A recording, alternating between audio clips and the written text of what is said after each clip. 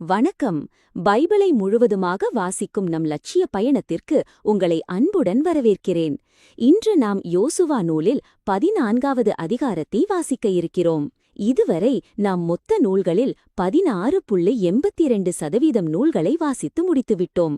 இன்னும் சில நூல்களை முடித்தால் நம் பயணம் வெற்றிகரமாகும். இன்றைய வாசிப்பின் மூலம் அந்த இலக்கை இன்னும் முன்னோக்கி நகர்த்துவோம். வாங்க தொடங்குவோம். யோர்தானுக்கு மேற்கே உள்ள பகுதியை பங்கிடல்.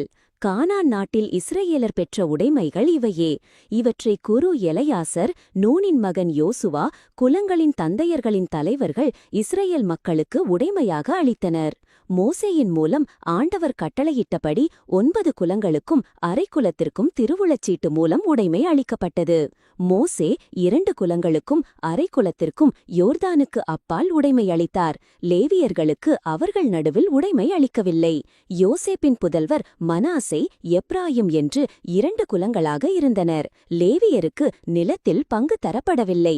ஆனால் அவர்கள் தங்குவதற்கு நகர்களும் அவர்களின் கால்நடைகளுக்கும் மற்ற உடைமைகளுக்கும் மேய்ச்சல் நிலங்களும் தரப்பட்டன. ஆண்டவர் மோசேக்கு கட்டளையிட்டபடியே இஸ்ரயேலர் செய்து நிலத்தை பகிர்ந்து கொண்டனர். யூதாவின் மக்கள் கில்காலில் யோசுவாவிடம் வந்தனர்.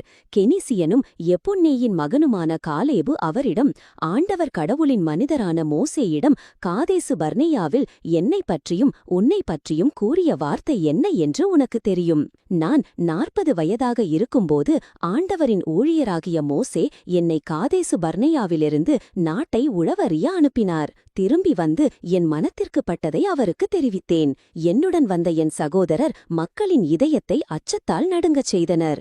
நான் முற்றிலும் என் கடவுளாகிய ஆண்டவரை பின்பற்றினேன்.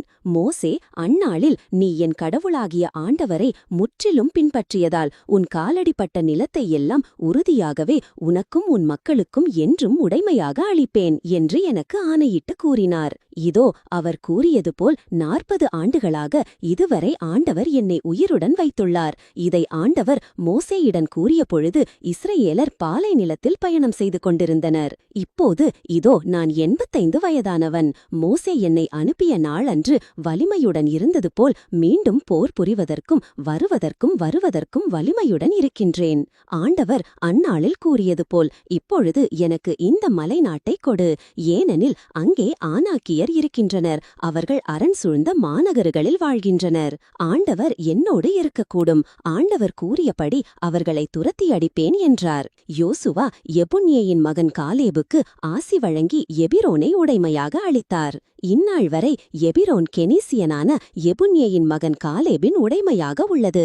ஏனெனில் அவர் இஸ்ரயேலின் கடவுளாகிய ஆண்டவரை முற்றிலும் பின்பற்றினார். முன்னாளில் எபிரோனுக்கு கிரியத்து அர்பா என்ற பெயர் வழங்கியது. அர்பா ஆனாக்கியருள் பெருமைமிக்க மனிதன் ஆவான். நாட்டில் போரின்றி அமைதி நிலவிற்று. நாம் 1189 அதிகாரங்களில் 201 அதிகாரங்களை நிறைவு செய்துவிட்டோம். இன்னும் சில அதிகாரங்களை வாசித்தால் முழு பைபிளையும் முடித்துவிடுவோம். நாளை அடுத்த அதிகாரத்தை பார்க்க சந்திப்போம். நாள்தோறும் இந்த பயணத்தில் நீங்களும் பங்கேற்றால் பைபிளை முழுமையாக வாசித்து விடுவோம். இது நம் வாழ்க்கையிலும் ஆன்மாவிலும் பெரிய மாற்றத்தை ஏற்படுத்தும். இந்த பயணம் உங்களுக்கு நம்பிக்கையையும் சமாதானத்தையும் கொடுத்தால் இந்த வீடியோவை லைக் செய்யவும் சப்ஸ்கிரைப் செய்யவும் மறக்க வேண்டாம். பகிர்ந்து மற்றவர்களையும் இந்த பயணத்தில் சேருங்கள். நாளை மறக்காமல் வாருங்கள்.